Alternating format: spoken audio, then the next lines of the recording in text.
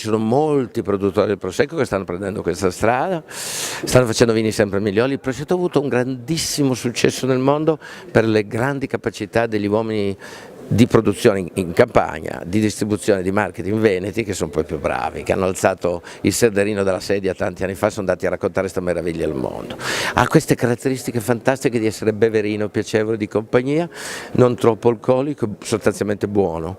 Dobbiamo aggiungergli la componente di pulizia e la componente anche di lunghezza, di profondità, che ormai su certi prosecchi sento, e questo è un lavoro che secondo me sarà fatto nei prossimi anni, perché c'è il mercato che lo chiede. Ci sono certi mercati del mondo che se non sei bio ti delistano e allora bisogna stare dentro. Ma io diventerà anche un po' una moda fare il bio, ma io ho detto prima, sono molto contento quando una moda, quando una cosa buona diventa moda, e quindi va bene. Fosse di moda non buttare per terra, fosse di moda non scrivere sui muri, che diventasse di moda fare la fila, che diventasse di moda comportarsi bene.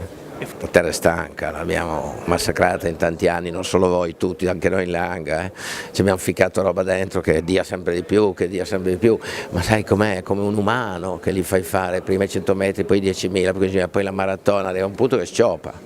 La terra è viva. E quindi adesso dobbiamo farla rilassare un attimo e cercare di tirare fuori da essa le cose migliori che può dare senza esagerare, anche magari produrre un po' di meno per ettaro, ma magari vendendo a un prezzo un po' più elevato, smettendola di dare gli erbicidi. Per gli erbicidi, ragazzi, non gli fa bene alla terra, perché sai, è una roba terribile, è come ad un umano dirgli di fare autoerotismo anziché di fare erotismo, si arrabbia, alla lunga si stanca. Cioè, dobbiamo lavorare così, con simpatia verso questa roba, però vi dico, ragazzi, più 9% di occupati in agricoltura di giovani, e i giovani hanno questa filosofia, lo vedo, perché hanno disponibilità a cambiare idea. Noi anziani abbiamo invece sta roba che ci assicuri sempre di aver ragione noi, che facciamo come facevano gli altri. Quindi io sono molto ottimista e positivo sul futuro. Il tema della viticoltura bio è un tema di estrema attualità ed è anche un tema di grande importanza per la tutela della salute dell'uomo e il rispetto del consumatore. Con il comandante Furlan dell'Arma dei Carabinieri avevamo concepito come interessante, se non strategico addirittura, approfondire questo tema, perché è un tema che è connotato da luci e forse anche da qualche rischio, da qualche ombra.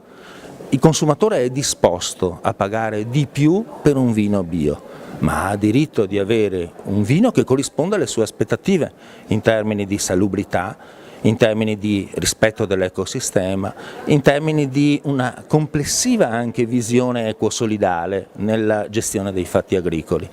Questo è il punto su cui noi cerchiamo di fare le nostre riflessioni e dare anche qualche proposizione critica affinché il quadro normativo e lo scenario dei controlli possano essere adeguatamente valorizzati e sviluppati per la tutela di tutti. L'amico Oscar Farinetti è sempre un creativo nelle sue visioni.